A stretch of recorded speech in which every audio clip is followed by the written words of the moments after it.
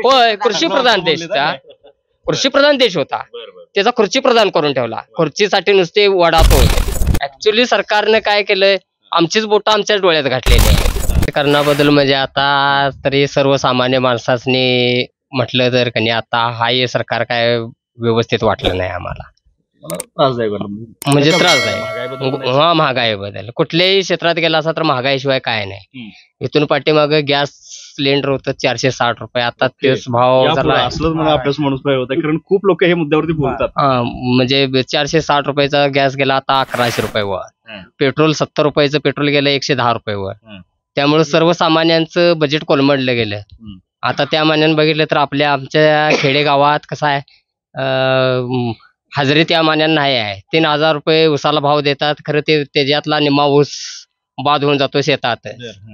त्याला सरकार त्याच्यावर काय ठोस निर्णय घेत नाही. म्हणजे या ठिकाणी कुठेतरी शासनाने सरकार अपयशी ठरले असं तुम्हाला म्हणायचं आहे. खरं तरीही सध्याच्या सत्तेत असणारे शासन काय म्हणतायत, सरकार काय म्हणतात की आम्ही विकास केलाय, आम्ही खूप सारं इंडस्ट्रीज आणल्यात, हे आणले ते आणले, लोकांना आता रोजगार खूप मिळणार आहेत, मिळत आहेत, त्यांना पैसे मिळत आहेत वर्षाचे 6000 वगैरे, ह्याच्यातनं त्यांनी मदत केली. ऍक्च्युली सरकारने काय केलंय, आमचीच बोटं आमच्याच डोळ्यात घातलेली आहे.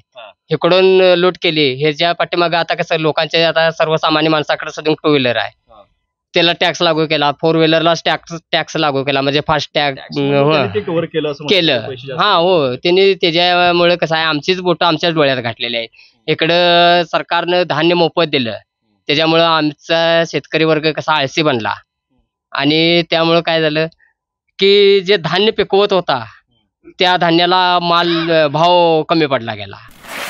सरकारनं धान्य मोफत वाटल्यामुळं त्या धान्याला आता त्याचं मार्केटिंग त्याचं बंद झालं शेतकऱ्याचं. त्याच्यामुळं मला म्हणजे सरकारचं कसं आहे, इथून पाठीमागचं सरकार कसं होतं, आपण सगळ्याच निघून जाऊया संगत असं होतं. तसं ह्या सरकारचं नाही. शिवसेनेचेच आहे का काँग्रेसचे? नाही, मला पक्षाची कुठल्या बाजू मांडायची नाही आहे.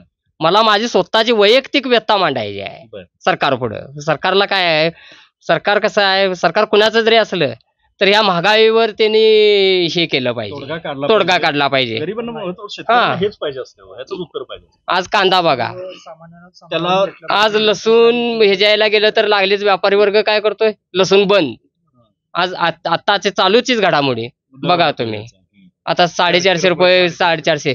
मग शेतकऱ्याला जर 2 रुपये जर भेटलं तर लागलीच व्यापारी वर्गाला त्याचं हे वाटतंय, दुःख वाटत असतंय.